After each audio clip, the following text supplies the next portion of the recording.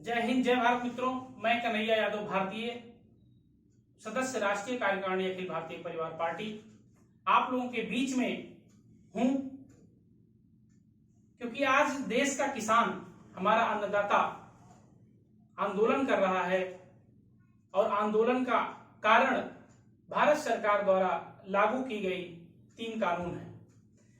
मित्रों, क्या ऐसा कारण है कि हमारे देश के अन्नदाता को आंदोलन करना पड़ रहा है और कौन से ऐसे कारण थे जिनकी वजह से सरकार ने इतने आनन फानन में ये कानून लागू कर दिए? इन्हीं विषयों को लेकर के मैं 2 मिनट में अपनी बात रखूंगा।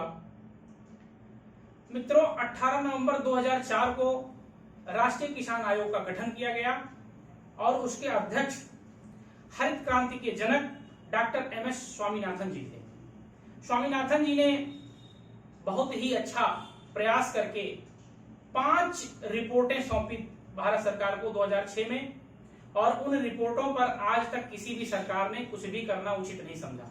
उन रिपोर्टों के एक भी बिंदु को लागू नहीं किया गया। और आज जब सरकार को अपने आवश्यकता पड़ी, जब सरकार को पूंजीपतियों को, बड़ी बड़ी कंपनियों को लाभ देना हुआ, तो उन्होंने आनन फानन में 3 कानून, 2 कानून बनाए और 1 कानून में संशोधन कर दिया। उन कानूनों में जो बात है जिसको लेकर के किसान आंदोलित है, मैं उस पर अपनी बात रखता हूं। साथियों, जो कानून है उसमें सरकार कह रही है कि इस कानून के द्वारा किसान अपने उत्पाद को बाजार में कहीं भी बेच सकती है, एक प्रदेश में दूसरे प्रदेश में, एक जिले से दूसरे जिले में। तो क्या हमारे देश के छोटे छोटे जो किसान हैं वो अपनी फसल को एक जिले से दूसरे जिले या एक प्रदेश से दूसरे प्रदेश ले जाने में सक्षम है?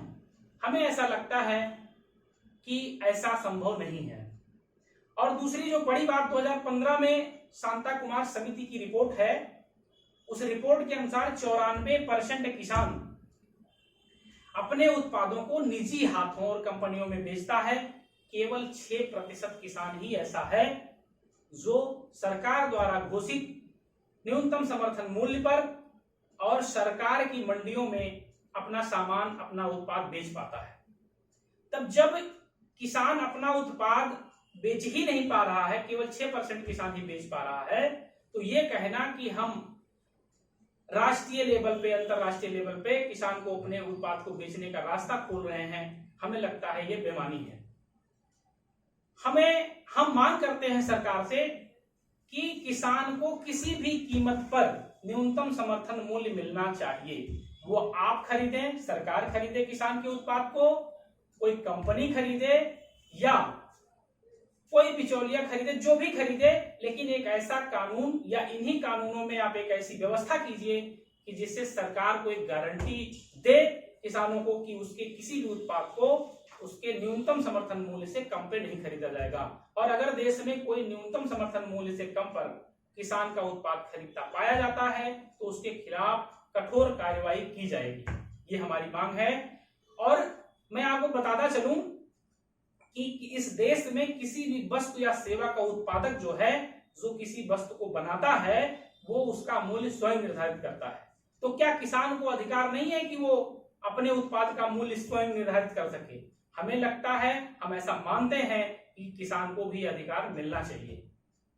दूसरी बात, इस विधेयक में, इस कानून में कहा गया कि कॉन्ट्रैक्ट फार्मिंग होगी।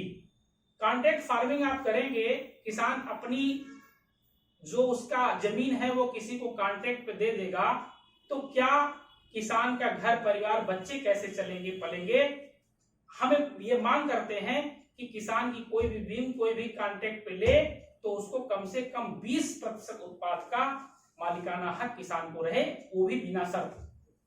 तीसरा, इन्होंने एक आवश्यक वस्तु अधिनियम में संशोधन कर दिया, जिसमें से दाल, चावल, गेहूं, इनको आवश्यक वस्तुओं की सूची से हटा दिया गया।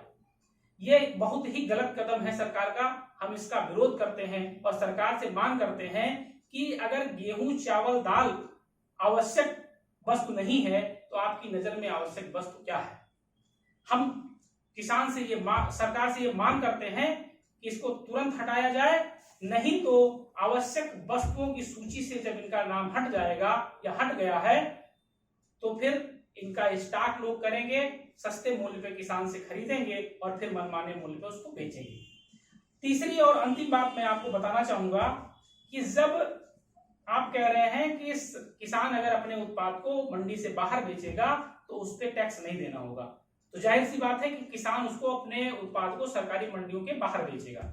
जब सरकारी मंडियों के बाहर बेचेगा तो क्या सरकार चाहती है कि धीरे धीरे मंडियां बंद हो जाएं? क्योंकि जब वहां मंडिया में कोई जाएगा ही नहीं तो मंडियां अपने आप बंद हो जाएंगी, और जब मंडी बंद हो जाएगी जिसके माध्यम से सरकार पीडीएस सिस्टम चलाती है, वो कैसे चलेगा? क्या सरकार जानबूझकर ये चाहती है कि पीडीएस सिस्टम को बंद करना है, मंडियों को बंद करना है?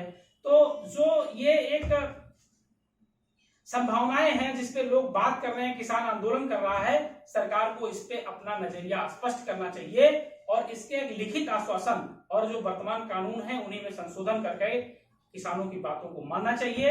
इन्हीं मुद्दों को लेकर के हमारी पार्टी अखिल भारतीय परिवार पार्टी आज पूरे देश में किसानों के समर्थन में फेसबुक पे लाइव आकर के किसानों का समर्थन करती है और उनकी मांगों को लेकर के सरकार के बीच में जाने का काम कर रही है।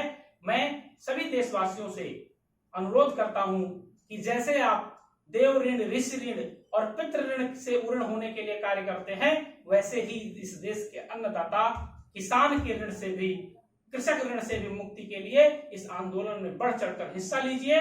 और जो देश में वर्तमान में महामारी अधिनियम लागू है उसको देखते हुए जो नियम कानून है सरकार के बनाए गए हैं उसको मानते हुए आप इस आंदोलन का हिस्सा बनिए और किसानों के सम्मान में, किसानों के साथ कंधे से कंधा मिला करके खड़े होइए, क्योंकि अगर हमारा अन्नदाता सुखी नहीं है तो हम लोग कभी सुखी नहीं हो सकते हैं। 2 लाइनों के साथ मैं अपनी बात का खत्म करता हूं कि सोने चांदी से नहीं किंतु तुमने मिट्टी से किया प्यार, हे ग्राम देवता नमस्कार, हे ग्राम देवता नमस्कार। जय हिंद, जय भारत।